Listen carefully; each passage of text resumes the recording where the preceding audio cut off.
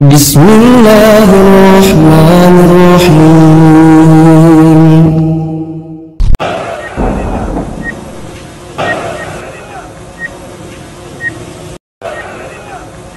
Assalamualaikum warahmatullahi wabarakatuh.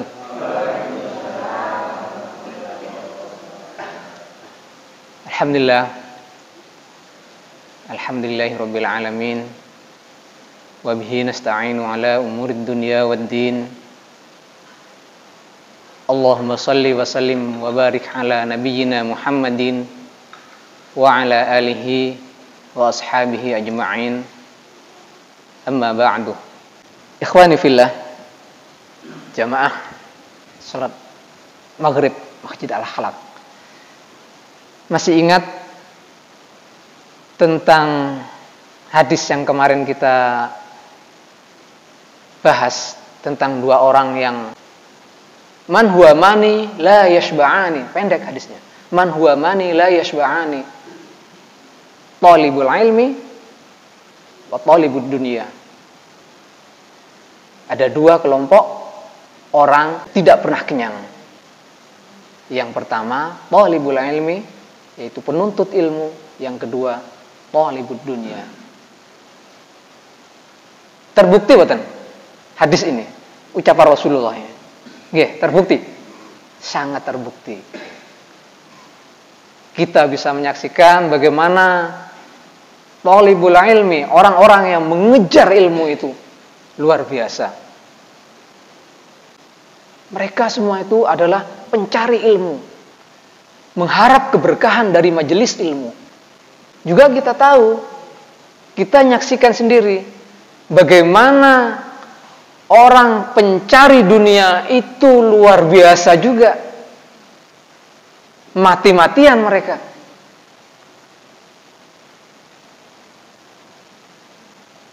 Ada yang hobi burung.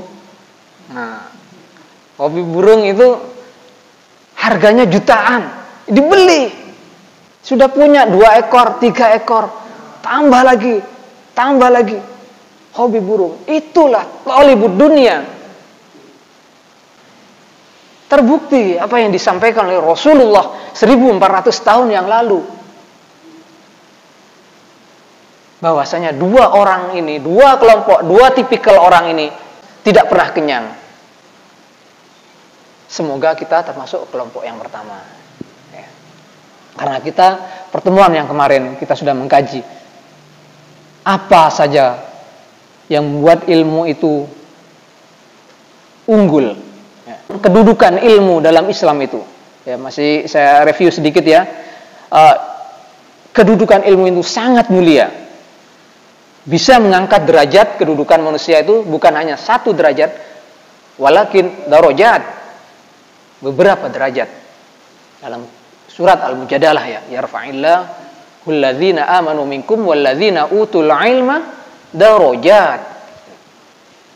Kemudian dalam hadis juga disejajarkan dengan jihad fi sabilillah. Jadi jenengan-jenengan ini sama ya, disejajarkan oleh Rasulullah itu dengan orang-orang yang berangkat perang ke medan jihad. Disejajarkan. Hadis riwayat Tirmizi ya. Man kharaja fil talabil ilmi fa huwa fi sabilillah hatta yarji'. Kemudian juga ilmu itu adalah warisan para nabi. Warisan para nabi.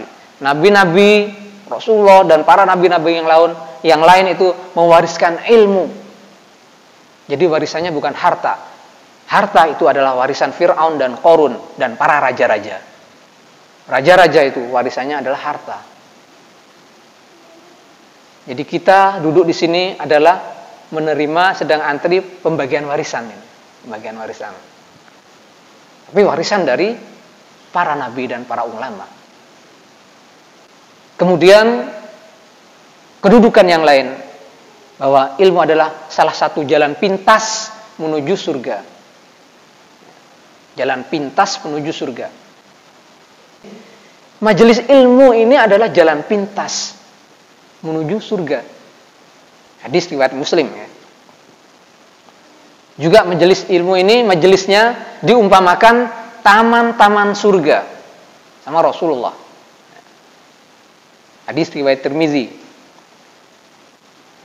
Kemudian kedudukan dari ilmu ini, menuntut ilmu ini, kedudukannya, hukumnya adalah wajib.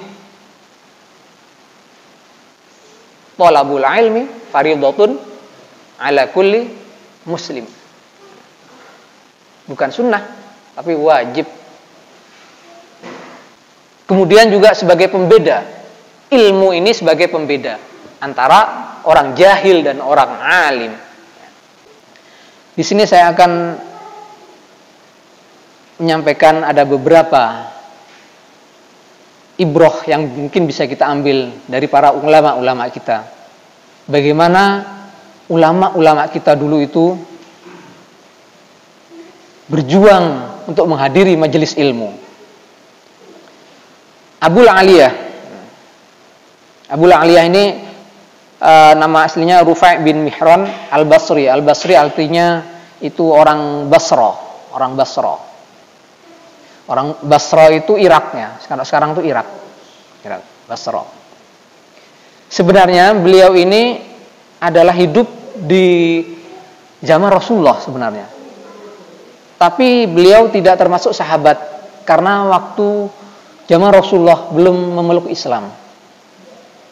Jadi memeluk Islamnya pada masa kekhalifahan Abu Bakar As-Siddiq.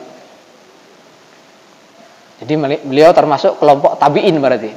Kalau yang hidup di zaman Rasulullah, Muslim sampai wafat, kemudian pernah berjumpa dengan Rasulullah, itu kategorinya masuk sahabat. Tapi beliau meskipun hidupnya pada masa Rasulullah, karena beliau belum masuk Islam, belum memeluk Islam waktu itu, maka beliau tidak masuk dalam kategori sahabat. Beliau masuk Islam waktu zamannya Khalifah Abu Bakar As-Siddiq.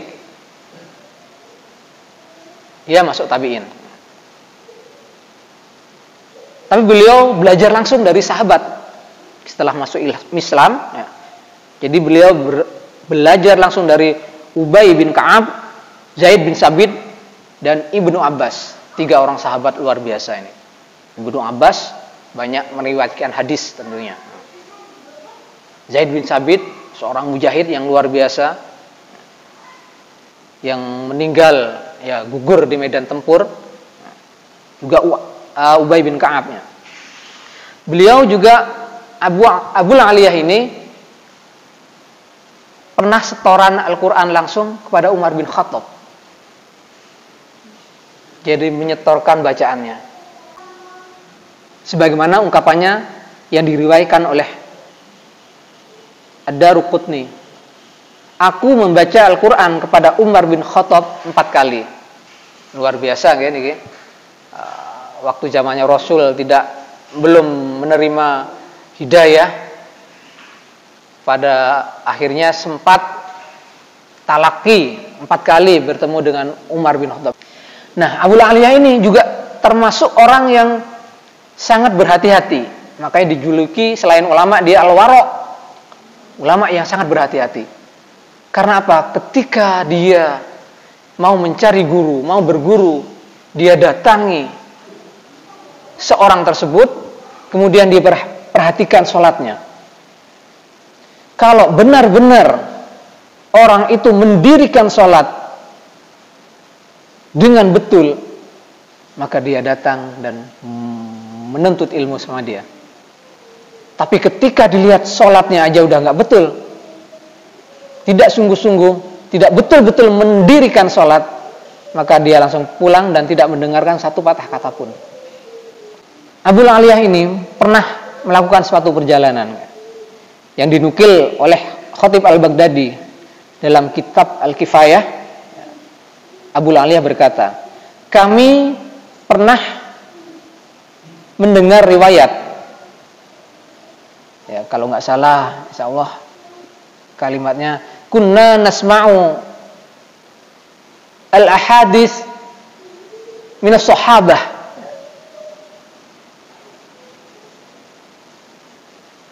wa ma narda hatta narkab wa nahnu fi Basra wa la narda wa ma narda hatta narkab ila al-Madinah wa nasma'u min afwahihim.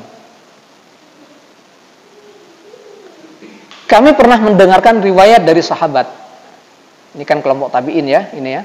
Abu Aliyah ini pernah dengar dari sahabat riwayat.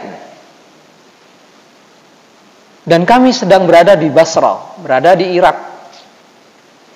Maka kami wala nardo wa ma nardo hatta narkab, maka kami tidak akan ridho, tidak akan puas sampai kami melakukan perjalanan hatta narkab ilal Madinah, ke Madinah. Bayangkan dari Irak ke Madinah. Itu sudah lintas negara kalau sekarang. Hadisnya sudah dengar, misalkan an Abi Hurairah atau an Ibni Umar, an Ibni Abbas dan sebagainya. Sudah dengar hadisnya. Tapi beliau tahu kalau Umar masih hidup. Maka dia melakukan perjalanan ke Madinah, mengkonfirmasi langsung, benarkah Anda mendengar hadis ini dari Rasulullah? Seperti itu. Jadi ulama-ulama kita itu luar biasa. Ada Abu Darda. Abu Darda ini masuk sahabatnya. Abu Darda radhiyallahu taala mengatakan, seandainya saya mendapatkan satu ayat Al-Qur'an yang tidak saya pahami dan tidak ada seorang pun di antara ini ya, di antara sekitar ini yang bisa mengajarkannya, kecuali yang berada di Barkul Ghamad. Barkul Ghamad itu suatu daerah yang perjalanannya itu jaraknya 5 malam perjalanan dari Mekah. 5 malam dari Mekah. Niscaya aku akan menjumpainya. Masya Allah. Ada lagi Sa'id bin Al-Musayyab. Kalau Sa'id bin Al-Musayyab ini termasuk kalangan tabi'ut tabi'in insyaallah ya. Pada masa Khalifah Umayyah, Bani Umayyah. Ini termasuk ulama yang berada di Madinah yang biasanya mengadakan halakoh-halakoh. Jadi di Masjid Nabawi itu kan banyak halakoh. Sebelah sudut sana ada halakoh. Seorang ulama dikelilingi oleh murid-muridnya. Sebelah sana ada lagi halakoh-halakoh kecil itu, seperti itu. Nah, Sa'id bin Musayyab ini salah satu ulama yang mengisi di sana gitu loh, yang mengadakan kajian halakoh di Masjid Nabawi itu pada saat Bani Umayyah itu. Saya lupa ininya kekuasaan raja siapa, tapi beliau itu punya prinsip yang luar biasa, yang bahkan pernah dilamar anaknya, ya, anaknya pernah dilamarkan oleh raja. Jadi mau diambil menantu oleh raja, anaknya, anak putrinya itu. Tapi ditolak sama Sa'id Al-Musayyab ini. Luar biasa, kalau baca kisahnya ini luar biasa, romantis sekali. Akhirnya putrinya itu dinikahkan sama muridnya yang nggak punya apa-apa. Ini luar biasa, ini ulama bukan sembarangan ini. Ulama ini. Sa'id bin Al-Musayyab ini dia tolak. Bahkan ketika ada kajian di situ, di majelis itu, di halakoh itu, pernah kebetulan rombongan dari raja saat itu, rombongan Raja Sa'id itu ke Mekah, ya, ke Mekah mengadakan haji ke Mekah. Biasa ya, rombongan dari pembesar ya, pembesar kerajaan ya. Mereka cuma nggak 1-2, sekeluarga besar. Suatu hari rajanya itu merasa gelisah, gitu. Merasa gelisah dan ingin ingin mendengarkan ilmu atau nasihat dari ulama. Kalau zaman dulu seperti itu ya. Gelisah. Kalau sekarang gelisah kan update status. Ya. Kalau zaman dulu itu cari ulama. Nah, itu dia nyuruhlah ya. Si raja itu menyuruh seorang utusan untuk datang ke Masjid Nabawi, cari ada ulama siapa yang di situ, tolong panggil ke sini untuk menasihati kita. Udah nyampe di Masjid Nabawi, dicari-cari, nggak ada, kecuali ada satu halakoh aja. Ada satu halakoh yang orangnya tua, yang isi ulamanya udah tua. Terus dipanggil lah ya, dipanggil, terus disampaikan apa yang diinginkan oleh raja. Maka dengan tegasnya si ulama ini menolak. Kalau ingin mencari ilmu, kalau ingin mendapat nasihat, datanglah ke sini. Jangan mentang-mentang raja seperti itu. Maka balik dia, utusan itu balik, sampaikan ke raja itu. Gak ada halakoh, raja tuan, adanya cuma satu. Oh iya, gak apa-apa. Siapa orangnya sudah tua. Tapi ketika saya sampaikan seperti ini, beliau menolak. Oh, itu Said Al-Musayyab itu. Sampai raja itu tahu gitu. Karena pernah lamarannya ditolak. Oh, begitu tegasnya, begitu kekehnya. Said bin Al-Musayyab ini juga pernah mengatakan, saya terbiasa melakukan rihlah berhari-hari untuk mendapatkan satu hadis. Satu hadis, rihlah berhari-hari. Ini terdapat dalam kitab Al-Bidayah wa Nihayah Ibnu Katsir ya. Kemudian Ibnul Jauzi juga mengisahkan. Ibnul Jauzi ini murid dari Imam Ahmad bin Hanbal. Beliau menceritakan tentang gurunya. Imam Ahmad bin Hanbal sudah mengelilingi dunia sebanyak 2 kali. Hingga ia bisa menulis kitab Al-Musnad. Musnad Imam Ahmad yang masih sekarang ya sudah ratusan tahun, ya 1000 tahun lebih masih kitabnya. Tapi di sini mungkin tidak dipelajari ya. Ya Sahih Bukhari Muslim. Kalau Bukhari Muslim kan Sahih Bukhari Muslim. Kalau Imam Ahmad itu kitabnya Musnad Imam Ahmad. Kalau Tirmizi itu Sunan At-Tirmizi kitabnya. Tinggalnya. Jadi kitab-kitab ulama itu umurnya ratusan tahun. Hingga bisa menulis Musnad Imam Ahmad, beliau berkeliling dunia sampai 2 kali. Tentunya menjumpai ulama-ulama.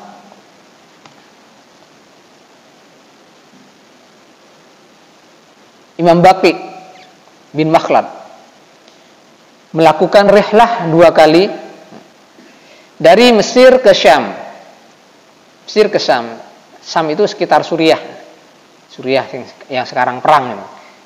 Kemudian dari Hijaz, sekitar Mekah, Hijaz itu ya, daerah Mekah, Madinah itu daerah Hijaz itu, sampai ke Baghdad, Irak, untuk menuntut ilmu agama. Berapa lama?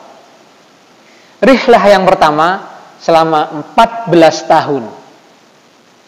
14 tahun. Dan yang kedua selama 20 tahun.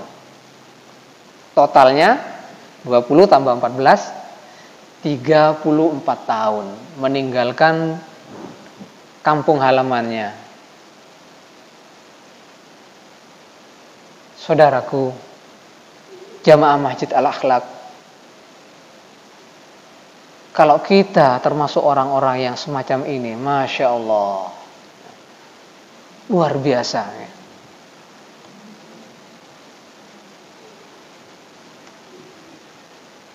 Jenengan di sini siapa yang paling jauh? Yang paling jauh, nonton? Yang rumahnya paling jauh, tempat tinggalnya.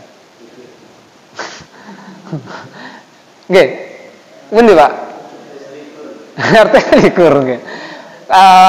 Kelurahannya sama, masih Medaeng ya. Ada yang dari di luar Medaeng, ada mana? Ya. Insya Allah ya. Medion kampungnya ya. Kampungnya desanya Medion. tapi tinggalnya di sini. Tapi nggak apa-apa, sudah luar biasa ini. Karena apa? Jenengan yang hadir di sini. Ini yang punya kesibukan masing-masing. Ada yang baru pulang kerja, masih capek-capek. Atus, ndang masjid, ndang sholat jamaah, ndang melu kajian. Masya Allah itu. Semoga kita mewarisi semangat para ulama-ulama tersebut. Perjalanan Imam Syafi'i, kisah lagi nih. Jadi supaya kita bersemangat, ketika berguru di kota Mekah,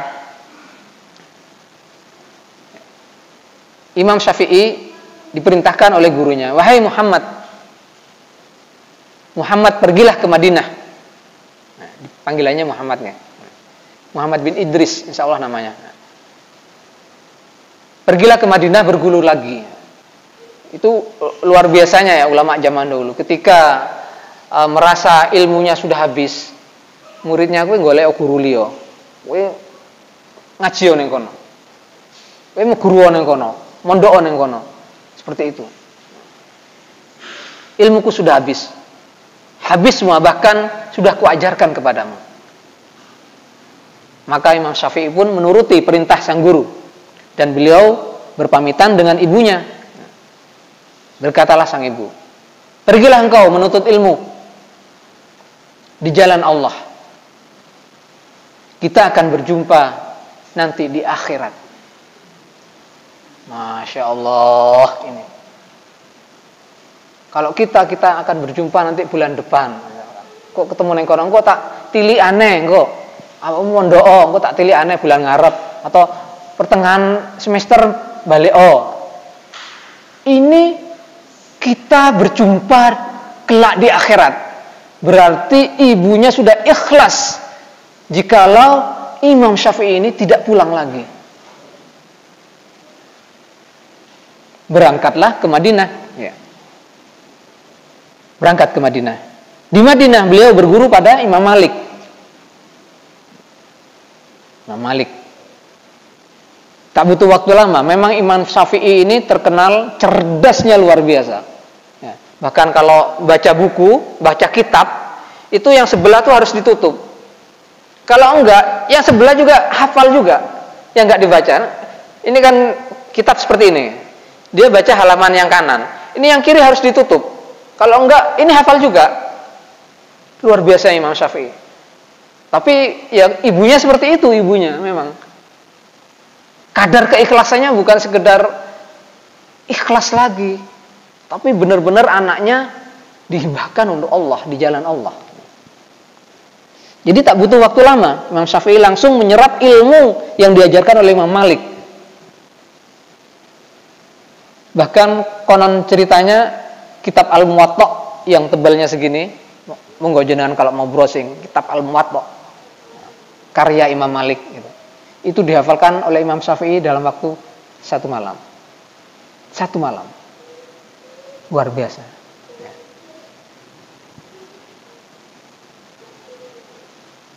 Menyerap ilmu dengan cepat sehingga semua orang terkagum-kagum dibuatnya.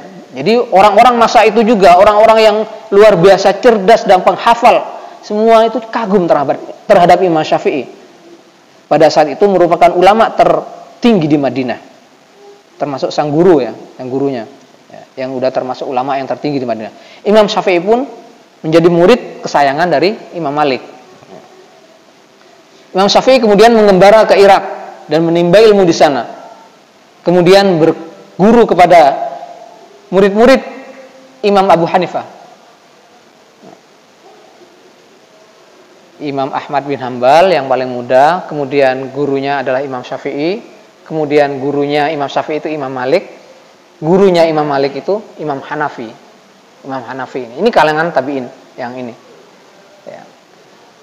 Imam Hanafi. Nah, Imam Syafi'i sudah nggak menjumpai Imam Hanafi karena sudah wafatnya. Maka yang beliau cari adalah murid-muridnya Imam Hanafi. Meski sudah banyak menyerap ilmu di Irak, Imam Syafi'i belum ingin pulang karena belum ada panggilan dari ibundanya. Dereng ngeten telepon, dereng ditelepon mbek ibuke nggih dereng wangsul. Wong pamite golek ilmu nanti ketemu di akhirat. Di Irak Imam Syafi'i berkembang menjadi murid yang terkenal dan sangat pintar dan cerdas. Hingga dalam waktu singkat beliau sudah diizinkan oleh gurunya untuk mengajar. Dalam mengajar pun itu dengan sangat singkat, murid-muridnya banyak. Dulu ayo santrinya wakeh. Karena kecerdasan beliau dalam ilmu agama. Hingga menjadi ulama besar di Irak. Jadi terkenal udah ya. Nah, suatu hari pada musim haji, ibunda Imam Syafi'i itu berangkat ke Makkah melakukan ibadah haji, dan pada kesempatan sang ibu melaksanakan ibadah haji, beliau mengikuti kajian-kajian. Nah, seperti tadi halakoh ya, kajian-kajian ulama. Nah, guru itu, si ulamanya itu sering menyebut nama Imam Syafi'i. Ulama tersebut sering mengucapkan nama Imam Syafi'i. Mendengar ulama tersebut sering mengucapkan nama Imam Syafi'i,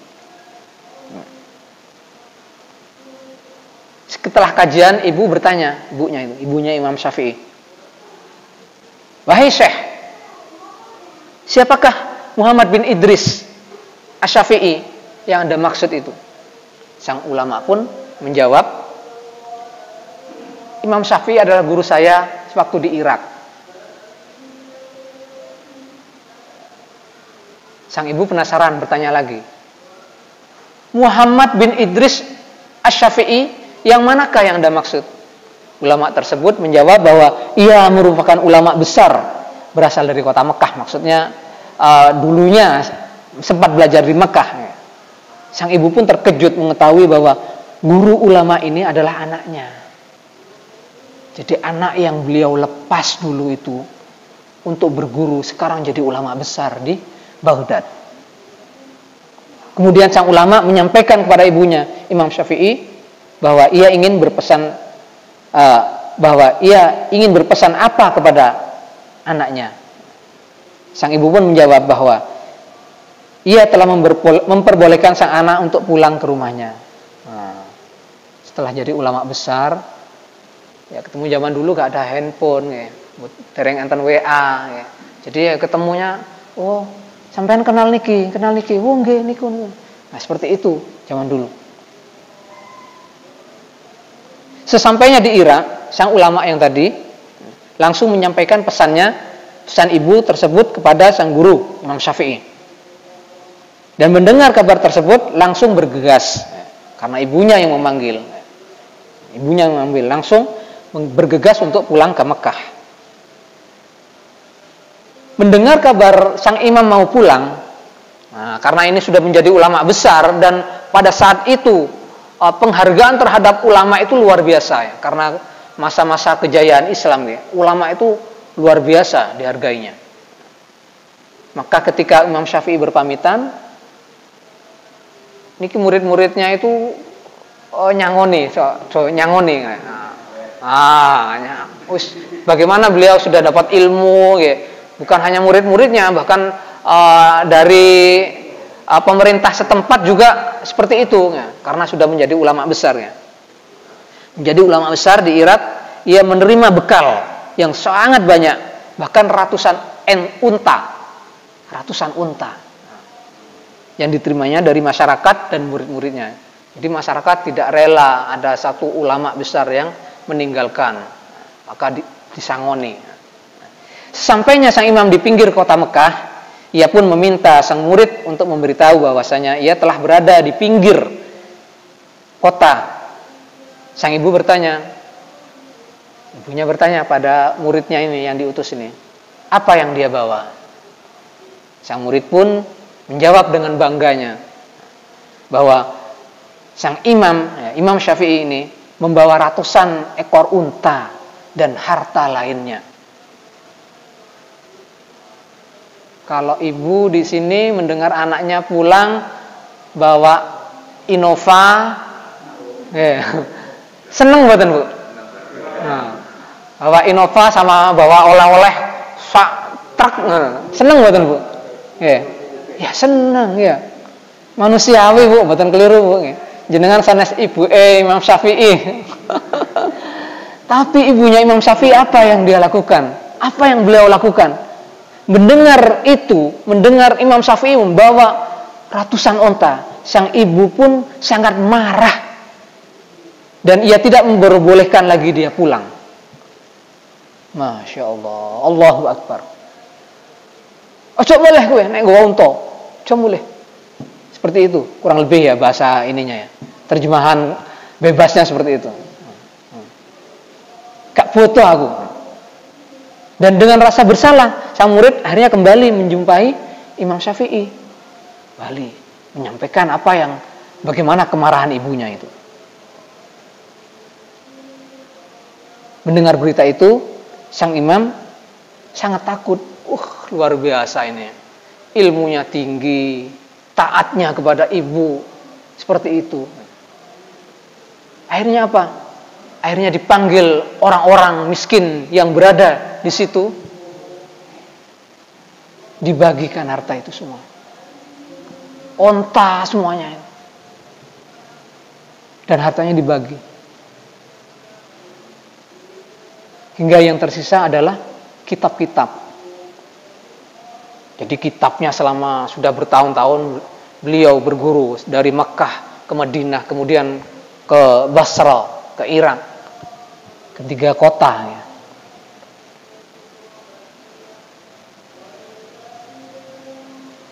Kemudian sang imam memberitahukan sang murid untuk memberitahu sang ibu tentang hal ini. Setelah mendengar kabar tersebut, sang ibu pun memperbolehkan sang imam pulang. Nek nggawa ilmu, nggawa kitab, mulai orene. Nek nggawa innova, balik ose. Luar biasa nggih. Luar biasa.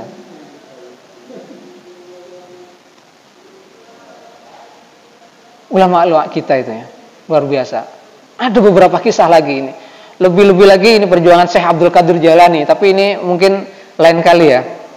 Syekh Abdul Qadir Jailani ini berkaitan dengan masa paceklik di Irak. Ini yang luar biasa satu lagi. Kisah Hisam Ibnu Ammar. Seorang penuntut ilmu ini bernama Hisam Ibnu Ammar. Beliau adalah anak kecil saat itu ya. Yang baru balik, namun cinta dengan ilmu hadis. Beliau hidup di zaman Imam Malik yang tadi. Imam Malik gurunya Imam Syafi'i itu. Beliau datang ke kota Madinah, meninggalkan kampung halamannya untuk menuntut ilmu hadis. Hisam bin Ammar sendiri mengatakan, bapakku menjual rumahnya dengan harga 20 dinar untuk memberangkatkan aku haji dan menuntut ilmu. Atol omah nggih, Pak. Griyanipun disate. Untuk haji dan menuntut ilmu anaknya yang baru umur belasan. Saya meninggalkan kota Damaskus, meninggalkan keluargaku, meninggalkan kampung halamanku untuk menunaikan haji dan bertemu dengan para ulama seperti Imam Malik rahimahullah. Beliau telah menyiapkan beberapa pertanyaan dan berkeinginan untuk bermulazamah dengan Imam Malik, mendengar hadis dari Rasulullah.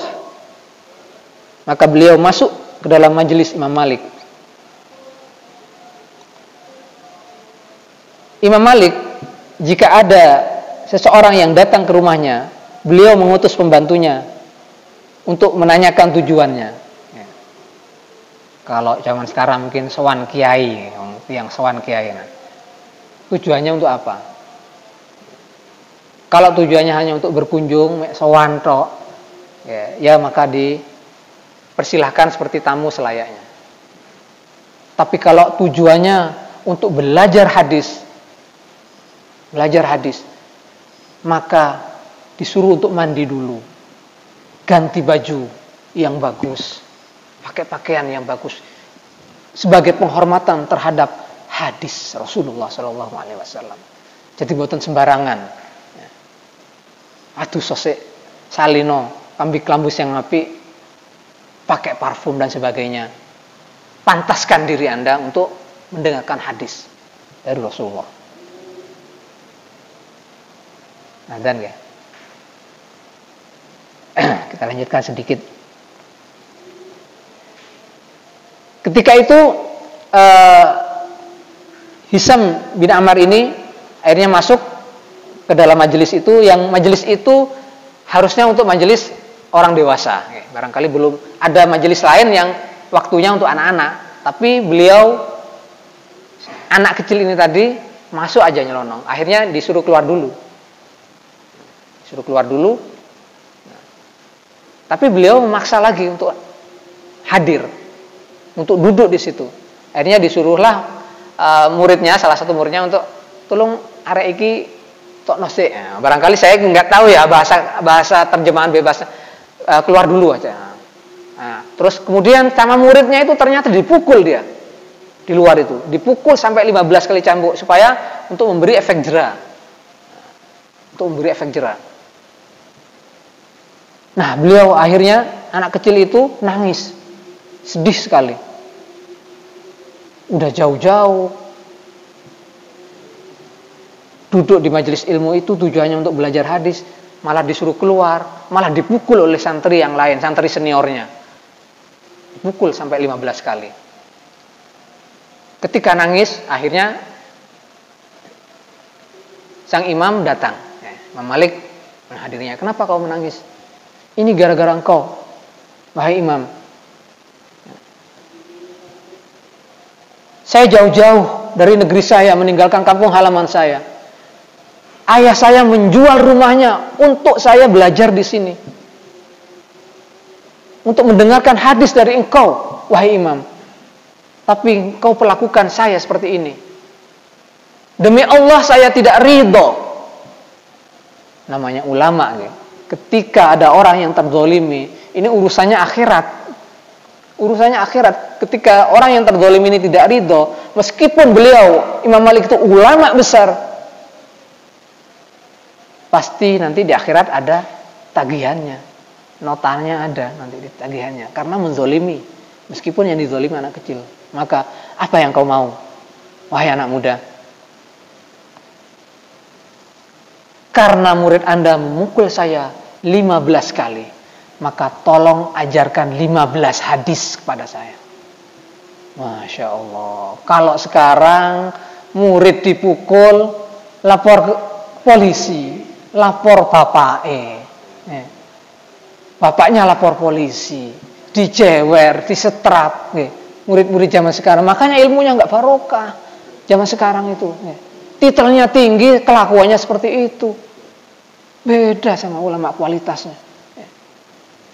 Dipukul 15 kali, mintanya 15 hadis. Akhirnya diajarkanlah 15 hadis. Diajarkan 15 hadis. Setelah itu, apa yang disampaikan oleh anak ini? Ya, terima kasih. Kemudian, tolong pukul saya lagi. Pukul saya lagi dan tambahkan hadisnya lagi. Masya Allah, Allahu Akbar. Demi satu hadis, beliau rela untuk dipukul, dicambuk. Kita kesini sudah berapa hadis yang ya.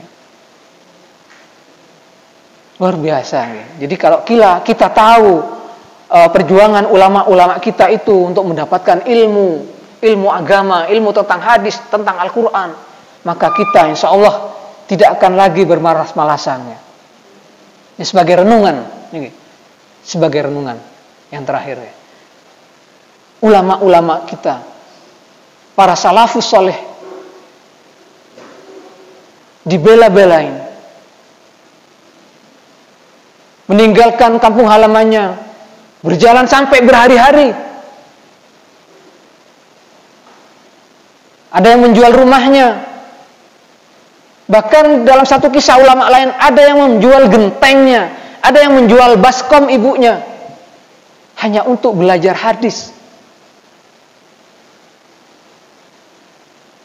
Bahkan ada yang rela berjalan jauh hanya untuk bukan belajar hadis. Hadisnya sudah tahu, hanya untuk validasi aja, meyakinkan bahwasanya hadis ini benar-benar diterima dari Rasulullah langsung. Ingin mendengar dari lisannya. Berjalan berhari-hari.